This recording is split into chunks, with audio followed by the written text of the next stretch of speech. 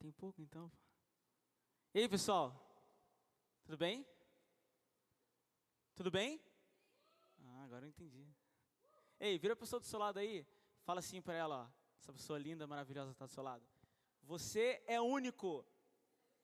Você é lindo. Você é cheiroso. Às vezes não.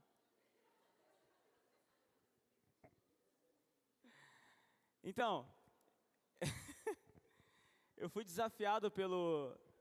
Eu vou tentar falar o nome do Gustavo sem usar meu sotaque, mas fica estranho, né? Fui desafiado pelo Gus para trazer a palavra nesse MAG.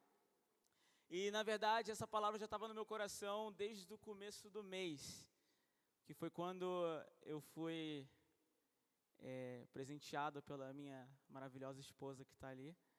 Muito bom falar isso quando a gente prega, né? Legal, né? Fui presenteado com uma visita em Curitiba, a gente foi dar uma volta lá. E daí a gente foi numa lanchonete lá e tal.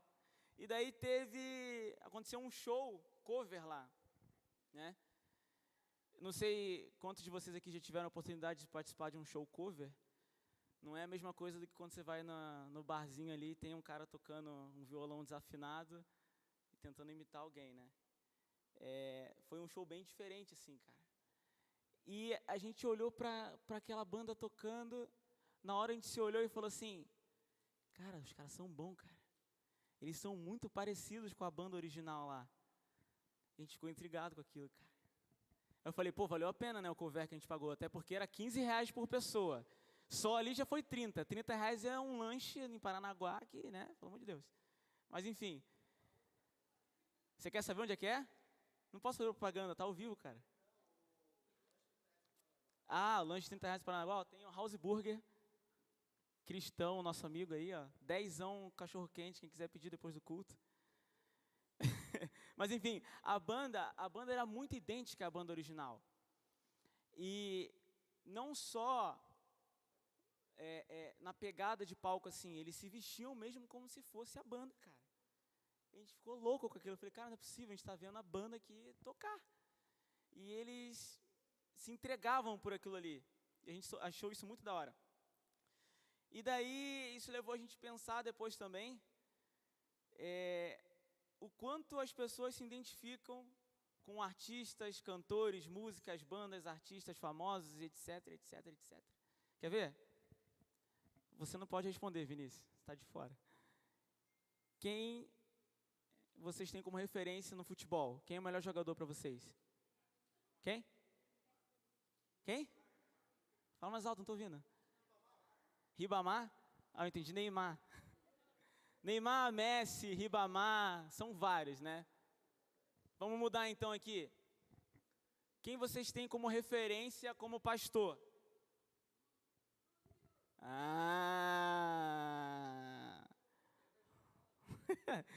Isso aí, Lúcius. A lista vai longe, né? A gente é tão influenciado por essas referências que elas definem a nossa intenção de vida muitas das vezes. Como quem você quer ser quando você crescer.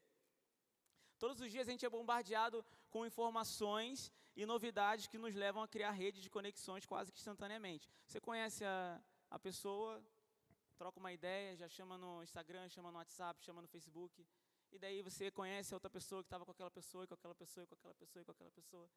Isso gera uma rede de conexões. Essas conexões nos influenciam, muitas das vezes. Nós nos tornamos subprodutos daquilo que consumimos. Nós nos tornamos subprodutos daquilo que consumimos. O que você tem consumido? Com quem você tem se relacionado? De quem você tem sido semelhante? Entrando no tema agora. Semelhantes. Porque muitas das vezes a gente pega essas referências, e não tem problema nenhum a gente ter referência, tá, gente? Isso é muito importante. Mas, às vezes, a gente pega essas referências e coloca elas como um padrão de vida. E a gente nunca chega. Porque a gente não consegue ser igual a outra pessoa. Eu não consigo ser igual ao Gustavo, eu não consigo ser igual ao Rafael. Rafael não consegue ser igual a mim. Cada um tem suas características. E muitas das vezes a gente se frustra. E isso influencia a gente ao ponto de a gente começar a influenciar outras pessoas também. E onde que está a origem da semelhança? Abre sua Bíblia aí em Gênesis 1, 26 ao 28.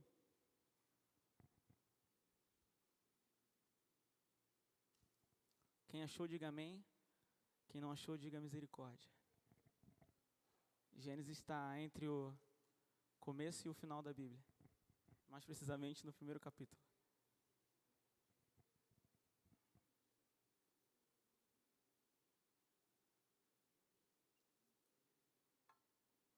Amém? Gênesis 1, 26 ao 28 diz: Então disse Deus, façamos o homem à nossa imagem, conforme a nossa semelhança.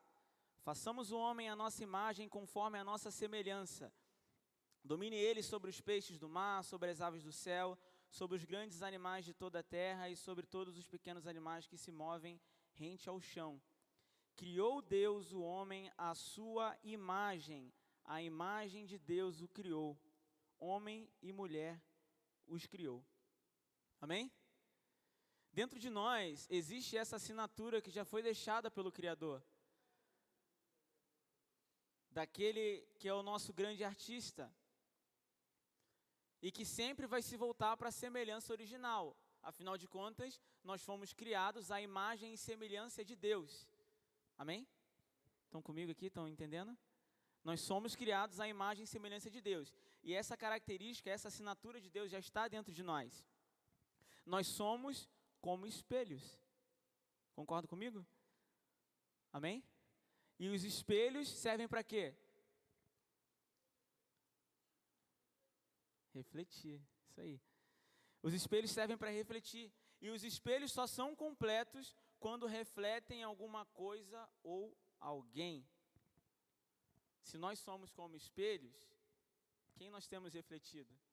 Ou o que nós temos refletido na vida das outras pessoas que se relacionam com a gente? A queda do homem nos afastou da nossa maior referência. Em Romanos 3, 23, diz o seguinte: todos pecaram e estão afastados da presença gloriosa de Deus. Todos nós. E foi esse egoísmo pós-queda, somado a essa separação que o pecado fez entre o homem e Deus, que nos levou a refletir novos ideais. Porque se dentro de nós existia aquela característica, aquela assinatura de Deus, de sermos semelhantes a Ele, e a partir do momento da queda, nós perdemos isso, ou melhor, nós tivemos isso deturpado pelo mal, a gente começa a procurar em outras pessoas, em outras situações, em outras coisas, refletir aquilo que a gente vive.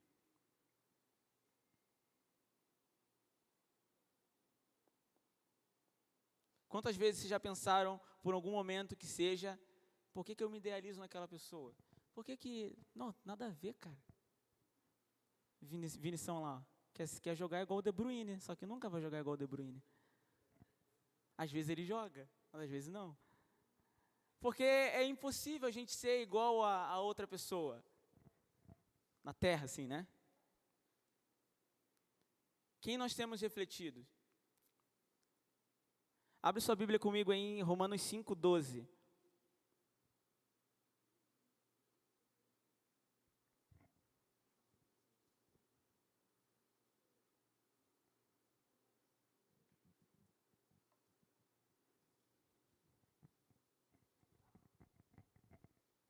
Romanos 5, 12, a gente vai ler o 15, 12, 15 e 18.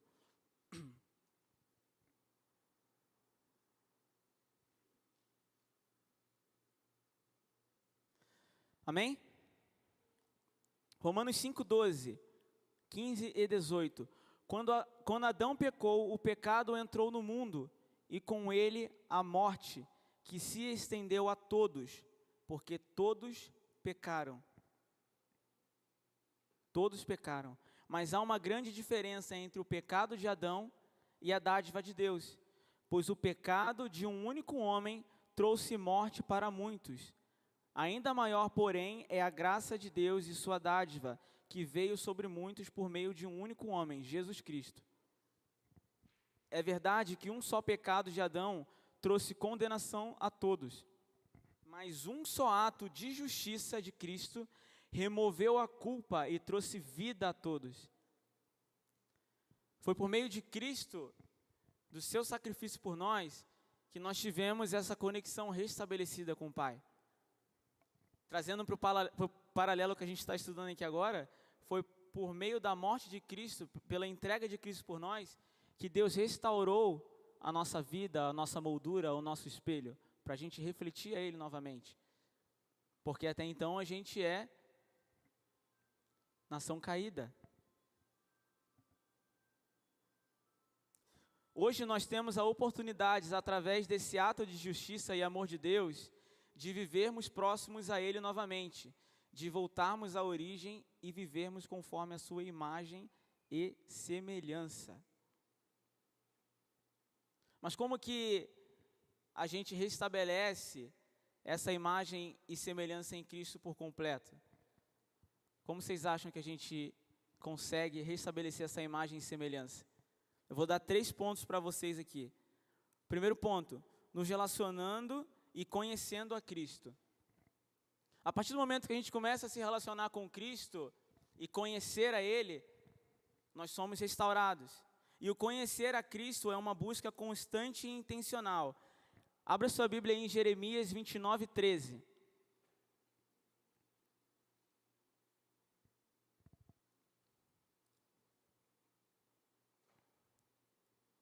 Conhecer a Cristo é uma busca constante e intencional. Jeremias 29, 13 diz o seguinte: E buscar-me-eis e me achareis, quando me buscardes com todo o vosso coração. Com todo o vosso coração. Quando a gente fala busca ao Senhor, busque mais o Senhor, você tem que buscar de todo o seu coração. É condicionado esse versículo. Ele diz, quando me buscardes com todo o vosso coração, aí sim você me encontrará. Quando você me buscar e me buscar com todo o seu coração. Centralizar nosso coração na busca é a chave de tudo. Onde é que está o teu coração? Hoje. Ele está em alguém? Que às vezes não te dá bola? Ele está no seu trabalho? Ele está nos seus bens materiais? Ele está no seu joguinho lá que você joga? Onde é que está o teu coração? Onde é que está firmado o teu coração? Segundo ponto, imitando o seu estilo de vida. Paulo, em 1 Coríntios 11, 1, diz o seguinte: sejam meus imitadores, como eu sou imitador de Cristo. Imitar a Cristo é gerar os hábitos mais saudáveis e que estão totalmente alinhados com o que Deus espera de nós. A gente já tem um padrão a ser seguido. Por que a gente procura imitar outros padrões? Se Cristo já morreu por nós, já se entregou por nós, nossa vida já foi restabelecida, nossa conexão com Ele já foi restabelecida, o véu do templo se rasgou, por que a gente ainda procura imitar outras pessoas? Ter esse padrão de vida?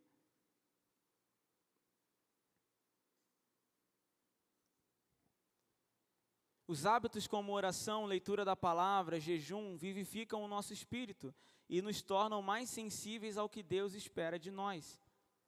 A partir do momento que você começa a imitar a Cristo, você começa a copiar os hábitos que Ele também tinha, que era o hábito de orar, de jejuar, e de estudar e de meditar a palavra, as coisas mudam.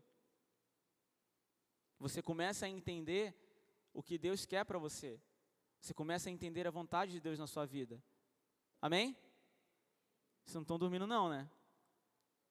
Só um pouquinho. Uma das características que uma pessoa semelhante a Cristo tem é o temor pelo Senhor, sua palavra e o amor que ela tem pelo próximo. O quanto a gente tem amado verdadeiramente a palavra de Deus. O quanto a gente tem se deleitado na leitura diária. Se a gente lê diariamente, né?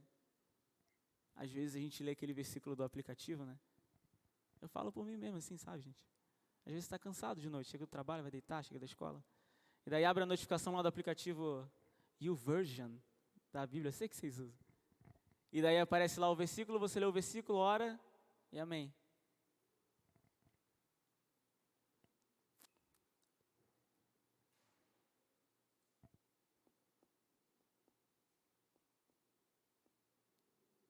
Terceiro ponto.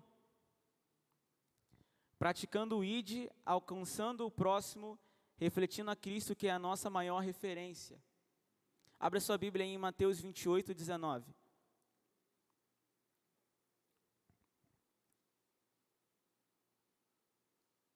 O terceiro passo para a gente restabelecer a nossa imagem e semelhança com Deus é praticar o ID.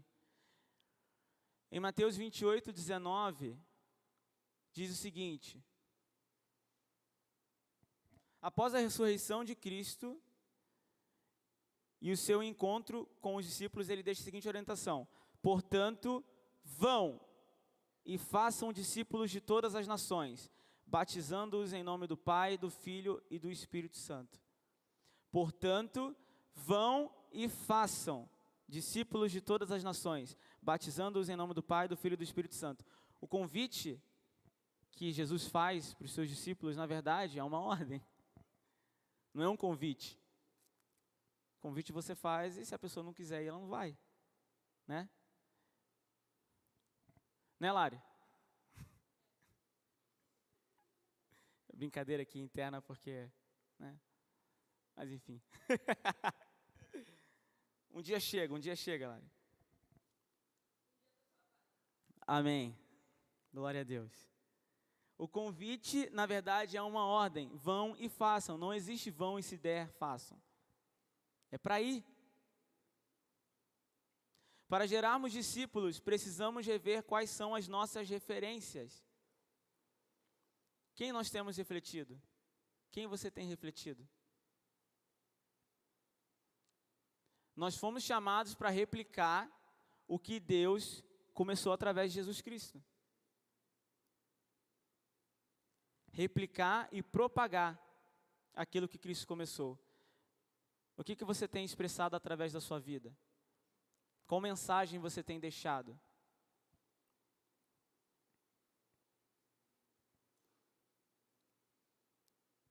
Às vezes a gente tenta por nós mesmos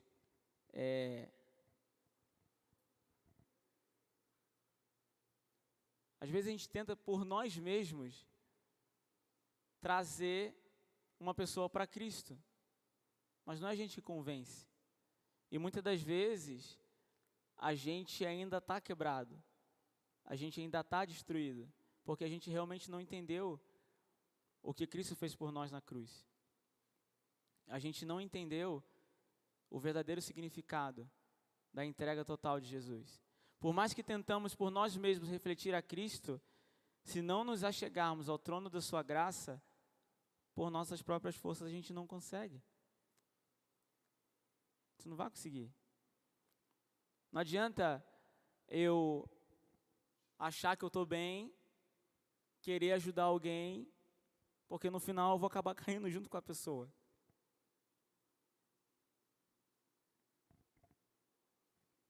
Entenda uma coisa.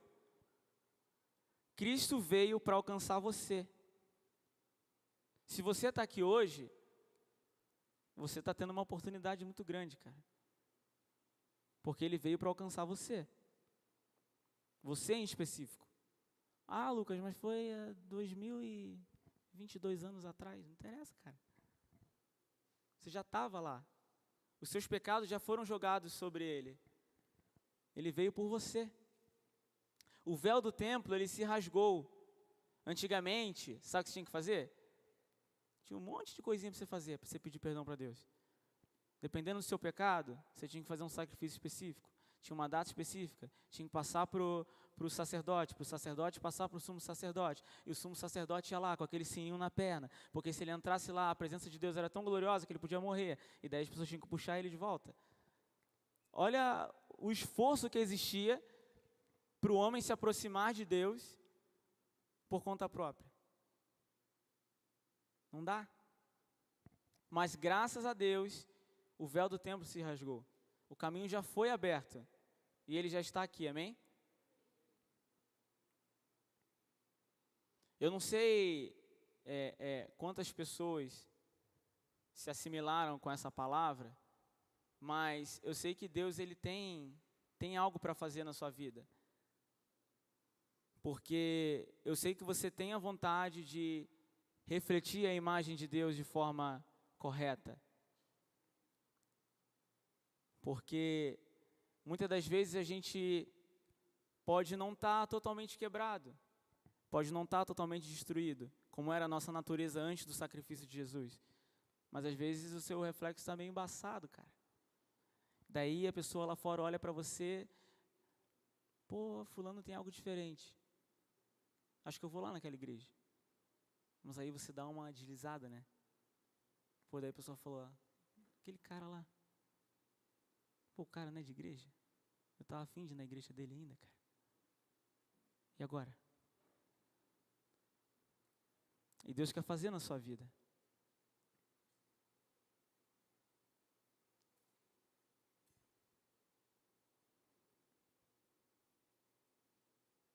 Queria chamar já a banda aqui para cima.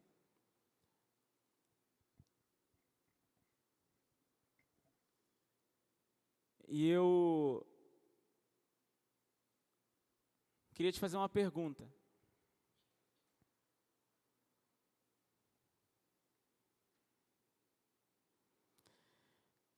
Deus está aqui, Ele veio para transformar você, para alcançar a sua vida. O véu do templo já se rasgou, como a gente já falou. E Ele quer te transformar num espelho limpo, um espelho novo, para refletir a imagem de Deus perfeitamente para outras pessoas. Porque a nossa vida aqui não é só para ganhar, e no final deitar lá no paletó de madeira e é isso. Não é isso. Deus quer alcançar outras pessoas através da sua vida. Deus quer fazer através da sua vida. Como eu falei, se você está aqui hoje, existe propósito. Existe algo que Deus quer fazer ainda na sua vida. Você está pronto para isso? Você quer? Às vezes você não tem força, cara, mas você quer, cara. E não é você que faz, é Deus que faz. Amém? É Deus que faz. A gente tem que parar de tentar mensurar as coisas, cara. Ai, se eu for lá e eu chorar, Deus está fazendo. E se você não chorar? Às vezes Deus está fazendo do mesmo jeito, cara. Então que Ele possa nos dar essa sensibilidade para que a gente possa sentir realmente o que Ele está fazendo. Em Hebreus 4,16 diz o seguinte: aproximemo-nos com toda a confiança do trono da graça, onde receberemos misericórdia e encontraremos graça para nos ajudar quando for preciso. É graça, quando for preciso. Que nessa noite a gente possa esquecer de tudo aquilo que tem nos desanimado, tudo aquilo que tem atrapalhado e tirado o nosso foco, para que a gente possa se aproximar realmente do trono da graça, onde a gente encontra rendição, onde a gente encontra perdão, onde a gente encontra restauração, para que a gente possa refletir realmente a imagem de Deus, realmente aquilo que Ele quer transmitir através das nossas vidas para outras pessoas. Coloque-se de pé onde você está agora, enquanto a equipe de louvor começa a cantar, enquanto a gente começa a cantar, feche seus olhos, coloque a mão no teu coração e peça para que Deus revele a você o que você precisa fazer, quais são as atitudes que você precisa mudar, quais são as referências que você precisa atualizar na sua vida, para que você possa refletir a imagem dele perfeitamente. Começa a orar onde você está aí. É você e Deus agora. É você e Deus. Feche seus olhos, coloque a mão no teu coração. ore, pergunte, clame, que Ele quer falar ao seu coração.